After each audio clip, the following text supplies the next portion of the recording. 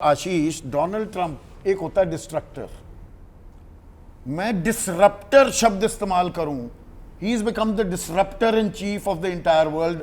वो ऐसे अवरोध, ऐसे उलट फेर कर रहे हैं और मानना पड़ रहा है। यहां हम कहें कि ये क्या है, ये व्हाट द एफ वर्ड भी वो यूज करते हुए दिखाई देते हैं। वो किस तरह के अपने ट्रूथ अपने प्लेटफॉर्म पर ट्वीट करते हैं, अरे रोक दो, डोंट बॉम्ब देम। मतलब ये लगता नहीं है कि दुनिया का सबसे ताकतवर शख्स वो ऐसी भाषा का इस्तेमाल करेगा। वो कर भी रहे हैं। A lot of people say he shouldn't be taken seriously, पर क्या दुनिया बहुत गंभीरता से ले भी रही है? ये दुनिया कितनी गंभीरता से ले रही है, आपके सवाल का जवाब बड़ा इंटरेस्टिंग मैं बताऊं। भारत सरकार की तरफ से विदेश मंत्रालय ने एक बयान जारी किया, 2 लाइन आपको पढ़ के बताता हूं, सवाल में जवाब आपका खुद ही आपको मिल जाएगा। While we remain deeply concerned about the prospects for overall and sustained regional security and stability, we welcome reports of a ceasefire between Iran and Israel and the role played by US and Qatar in bringing it about. Bharat सरकार का विदेश मंत्रालय अपने press release में एक कहता है reports of a cease fire. तो भरोसा तो कोई कर नहीं रहा है कि ये जो कह रहे हैं वो ये वाकई अचीव कर पाए हैं कि नहीं, और ये कितने दिन सस्टेन कर पाएंगे सीज फायर को या नहीं। हाउएवर मैं एक बात जरूर, इसमें अमेरिका की पोल खुल रही है या अमेरिका और मजबूत होता जा रहा है? देखिए मुझे लगता है मल्टीपोलर वर्ल्ड तो छोड़िए, ये यूनिपोलर ट्रम्प पोलर वर्ल्ड जो शब्द इस्तेमाल किया, आप नोट कर लो मेरी बात। ट्रम्प पोलर वर्ल्ड हो रहा है ये, और थर्ड टर्म लेगा वो, देखना। एक सेकंड। देखिए मैं आपको एक पर्सपेक्टिव देना चाहता हूं। मुझे ऐसा लगता है कि इस जंग में कहीं ना कहीं ईरान और अमेरिका थोड़ा ज्यादा मजबूती से जरूर आया, इजराइल को नुकसान हुआ है। अगर देखिए जो शर्तों की आप बात कर रहे हैं, कॉन्टोर्स बाद में सामने आते हैं। हामिद अंसारी साहब ने बड़ी इंटरेस्टिंग बात कही कि अमेरिका को अगर ये रियलाइज हो गया कि वाकई ये न्यूक्लियर बॉम्ब्स बनाने की स्थिति में नहीं थे या उस हद तक एनरिच नहीं किए थे जिसको इन्होंने रियलाइज किया, और अपने एंड्स को वो अचीव नहीं कर रहे थे, जो 2-3 ऑब्जेक्टिव्स उन्होंने बड़े एक्सप्लिसिट तरीके से आपको बताया, इसलिए अमेरिका ने सूझबूझ के साथ पुल आउट कर लिया। उस आर्ग्यूमेंट को अगर मैं अलग हटाऊं तो आप खुद सोचें, कहीं ऐसा तो नहीं कि ईरान के साथ, ये पिछला सवाल लीजिए पीसीआर, हाँ, कहीं ऐसा तो नहीं कि ईरान के साथ डोनाल्ड ट्रंप ने ऐसी संधि कर ली है, उनको ये समझाने में कामयाब हुए हैं सारी परिस्थिति को देखने के बाद, ईरान ने भी इस रियलाइज किया कि अब इसको आगे नहीं बढ़ा पाएंगे, तो संभव है क्या आने वाले दिनों में वो उस न्यूक्लियर डील को ईरान ने कबूल करने के लिए। वो सवाल लिया आशीष आप ही, क्योंकि जिस तरफ आप ले जा रहे थे चर्चा को, सुनील कुमार भारती हैं हमारे दर्शक, वो कह रहे हैं इस युद्ध विराम ने ईरान को न्यूक्लियर हथियार बनाने का फ्री हैंड दे दिया है क्या? देखिए नहीं, मैं दूसरी बात कह रहा हूँ, इसी सवाल का जवाब अब उसमें देखिए, मैं ये कह रहा हूँ कि कहीं ऐसा तो नहीं कि डील ये हो गई है कि जो joint comprehensive plan of action America ने ईरान को ऑफर किया था उसको आखिरकार ईरान ने कबूल कर लिया है, इसके कॉन्टोर्स बाद में सामने हैं, और तब 2015 जुलाई में जो वियना में अमेरिका और ईरान के बीच में अग्रीमेंट हुआ था उसको देखते हुए तो बेटर सेंसेस प्रिवेल्ड। सर क्या पता सैंक्शंस कुछ दिनों में हटने लगे, क्या पता कुछ 9 तारीख बहुत अहम है, 9 जुलाई को वो 90 दिन की मियाद भी खत्म होगी। ये जो टैरिफ वॉर, इस वॉर के अलावा एक टैरिफ वॉर भी चल रहे हैं, पर इस वॉर को आप कैसे देखते हैं? मैंने दूसरा सवाल ये बनाया, खुला खेल फर्रुखाबादी ही होगी दुनिया की बर्बादी, ये खुला खेल फर्रुखाबादी हो रहा है। देखिए हमारे दोनों जो आदरणीय मेजर जनरल हैं और आशीष जी, इन्होंने जो विश्लेषण किया है बेहतरीन विश्लेषण है और मैं इनकी बातों से सहमत भी हूँ। देखिए ट्रंप को दुनिया का सबसे शक्तिशाली आदमी कहा जाता है, लेकिन मुझे लगता है कि उन्होंने इसमें सबसे बुद्धिमान व्यक्ति की छवि उन्होंने नहीं प्रोजेक्ट की। उन्होंने कई बातों का पहले से आकलन नहीं किया।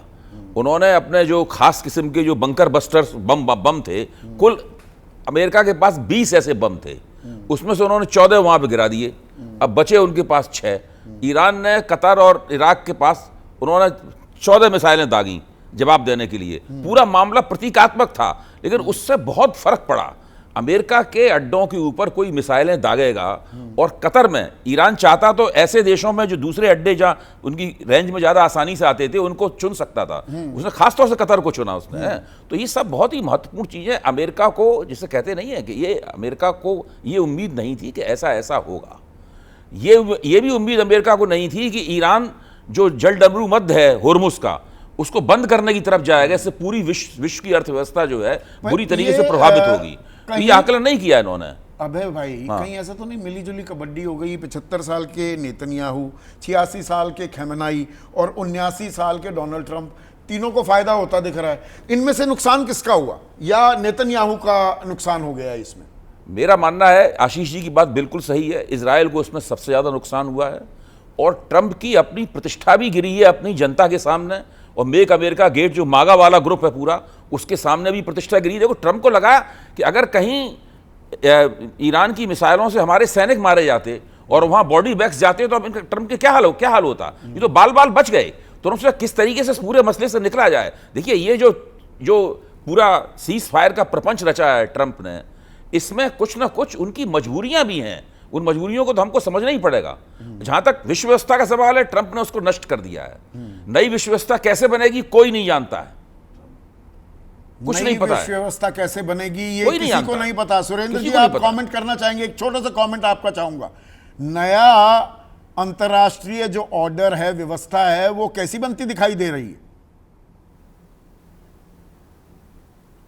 वो 3.5 साल तक ऐसी व्यवस्था है जिसमें ट्रंप साहब डिसाइड करें क्या होना है।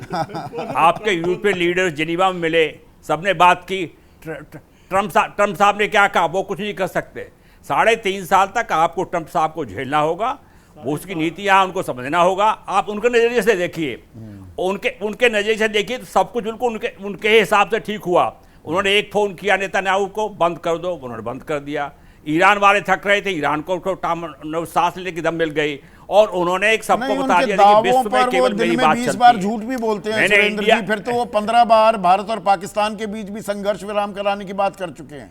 उनकी बातों को कितनी गंभीरता से लिया जाए? हाँ भाई, ट्रंप पोलर वर्ल्ड जो जनरल दयाल कह रहे हैं वो बनता तो दिख रहा है, पर फिर भी उनकी बातों को, उनकी सत्यता की परख पर हमेशा सवालिया निशान रहेगा।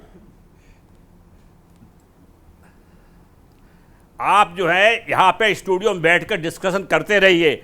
जब तक विश्व में यूएसए नंबर 1 है, जब तक सबसे बड़ा स्ट्रॉन्ग नेशन है, ट्रंप साहब की बात सुननी पड़ेगी। नहीं सुनना चाहते तो करके दिखाइए, आप सबको देख लीजिए कौन लोग ओपनली अपोज कर रहे हैं। पूरे यूरोप वाले ने, किसी ने कुछ कहा, कुछ नहीं कहा किसी ने। पूरे आपके खाड़ी देशों के किसी ने कहा, खुल के कोई सामने नहीं आता। यूनिपोलर नहीं, आप देख रहे 55,000 लोग पोलर वर्ल्ड होता गए। जा रहा है क्या? और जो कहा 3.5 साल अभी, और डोनाल्ड ट्रंप जैसे वर्ल्ड ऑर्डर को चलाना चाहेंगे वैसे ही चलता दिखेगा क्या? और ये दुनिया के लिए अच्छा है क्या? और वो अपने हित साधते रहेंगे, फिर हम अपने हित कैसे साधेंगे? तो आने वाले दिन कूटनीतिक लिहाज से कड़े इम्तिहान के हैं। इम्तिहान से तो गुजर रही है हमारी विदेश नीति, इसके बारे में भी सोचिएगा। आज बस इतना ही।